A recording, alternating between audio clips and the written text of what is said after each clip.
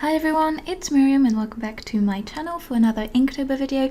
I have 2 Inktober videos left after this one, and then I'll have a sketchbook tour next week. I know Inktober is over now, but I'm trying to catch up on the few days I was late and behind on, but it'll be over soon and I hope this is not becoming boring at this point. Friendly reminder before I start talking about the drawings in this video, all the pieces I've done for Inktober so far, including the ones in this video that you'll see today, are available as prints on my shop, so if you're interested in having your own, you can check out the link in my description below. So in this video, I wanted to talk a little bit about the meaning I see behind each of my concepts, and I don't usually do that. You may have noticed that I don't tend to share a lot about my personal interpretations, and that's mostly because I don't want to influence anyone. I don't want anyone to feel wrong in the way they feel or interpret my work, but I've been sharing it a little bit more on Patreon and on Instagram lately, and people have been responding to it quite well, so I thought I'd do so in this video too. So this piece that you see me drawing right now is called Your Tale, and it's about how I think that everyone's story is worth telling, and even if you're the only one reading it, it still is worthwhile and it's still a novel worth being made. And the meaning is very layered and more complex than this, but I don't have much time to talk about it in this video, so I'd love to hear how you interpret each and every one of my drawings. It's always incredibly interesting, and I think it enriches my concepts to know that other people have their own personal feelings about them. You can read on my Instagram a little bit more about how I feel about the first piece, but it was less of a complex meaning than I sometimes have. So for example, this second piece right now that I'm drawing is called The Conflict.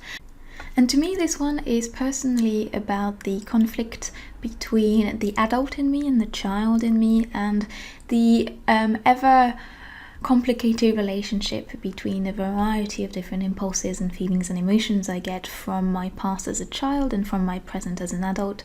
And it's kind of about how it's all very complex and none of it is black and white, and I have to look at the conflict within me with an impartial eye and try and understand where each of the pieces of it come from, and try and understand how it could damage me and how it could help me grow.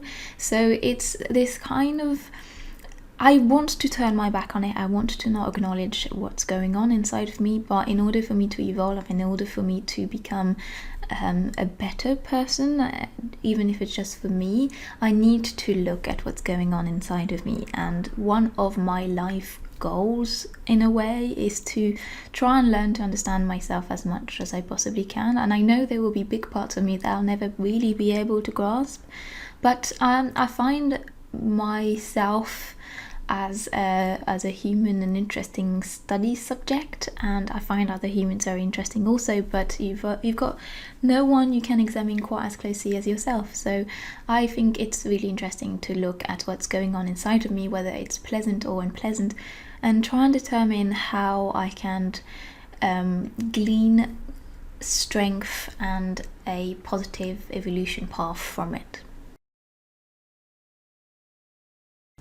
And then this last piece is called The Cage. In my mind, it goes together with Day 4, The Tamer, because they both talk about our inner fears and our inner strength as deeply interconnected, and about how we can try and learn and try and understand and try and control what plagues us, but it's always on the verge of jumping out, of kind of overwhelming us and of destroying us.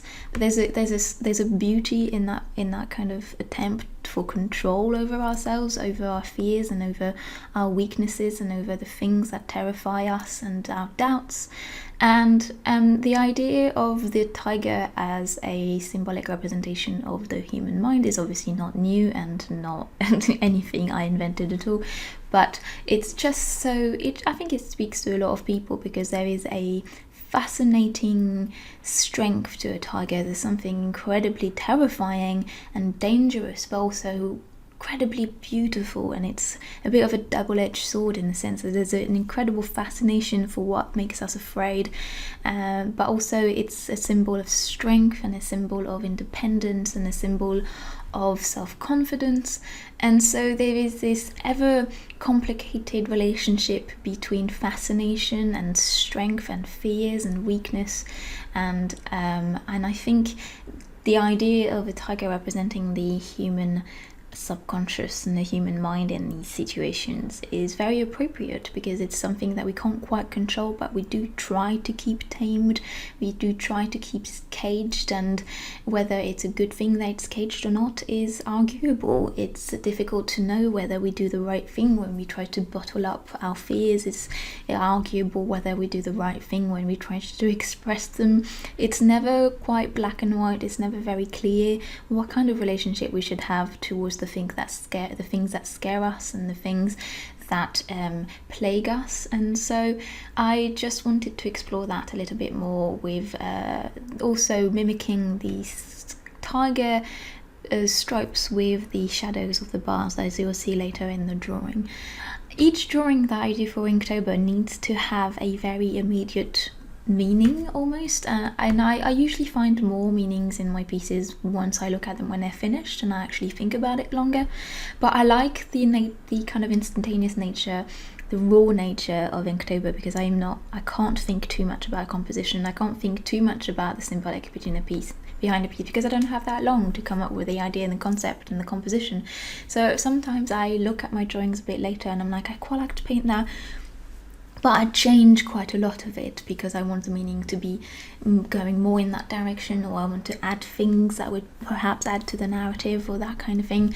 So I always like kind of thinking about my drawings a bit more in depth after I finished them, which is why those videos are actually quite interesting for me to put together, because I see new things in my work when I watch those time lapses. Anyway, I think it's time for me to wrap up this video because it's coming to an end. It was a shorter one for this week.